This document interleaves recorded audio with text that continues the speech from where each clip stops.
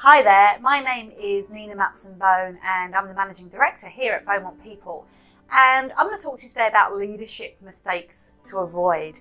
And it's an interesting subject because those of us that are in leadership positions, we never come to work to deliberately make mistakes. And yet how many of us have worked for leaders that we just think are making mistake after mistake after mistake. So let's just spend a bit of time thinking about what are the simple few things you can do that will make a real difference to stop you making those critical mistakes. Mistake number one is not communicating enough or communicating well. So many times we see leaders, they get busy, they get rushed, they're trying to get through things and they fail to communicate full stop, or they communicate at speed and don't always get the message across properly. And I've been as guilty as that as the next person. And communication is the underlying fundamentals of success in business. So how well you can communicate really makes a difference. So do not make the mistake of communicating either not at all or badly. The second biggest mistake I've seen people make is bad-mouthing team members to other team members. And sure, we're human beings, we're leaders, we have times when we get frustrated with people, just as we do with our partners and our families and our friends. We all feel those frustrations. But as a leader, if you share your frustrations about somebody else in the business with a different person in that business, all you're telling them is that you might well be doing the same about them. And it undermines your credibility and your reputation. And people will stop trusting you and they won't believe you when you're telling them feedback or saying things to them because they might think that you're going behind their back elsewhere. So whatever you do, don't badmouth some of your employees to other employees in your organisation.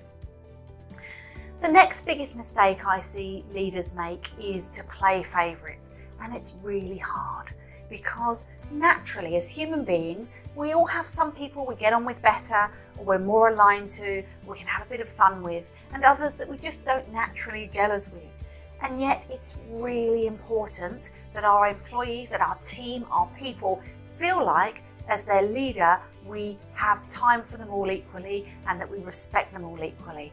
And people are very quick to pick up on the fact that they may feel that you're treating them differently to how you're treating somebody else. So really critical not to make the mistake of playing favourites with your team. A fourth one I would think about is how and where you spend your time.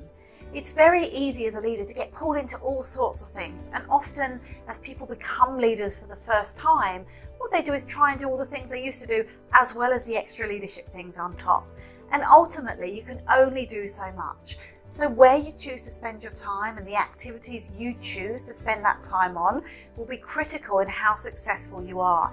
And if you're spending your time on the wrong activities, or you're spending too much time on some activities and not others, that could be the undoing of your productivity, which will make a big difference to how easy your leadership journey is. The final thing I would think about with leadership is it's all about culture, and how you behave sets the tone for the culture you want.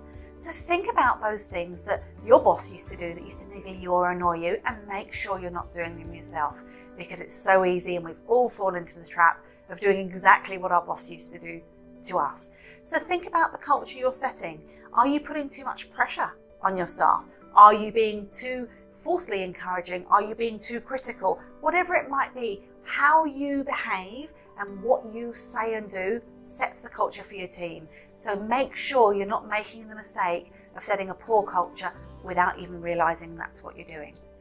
So I hope that's helpful. There's 5 tips for you there that if you just avoid those mistakes will make a big difference to how successful you are as a leader.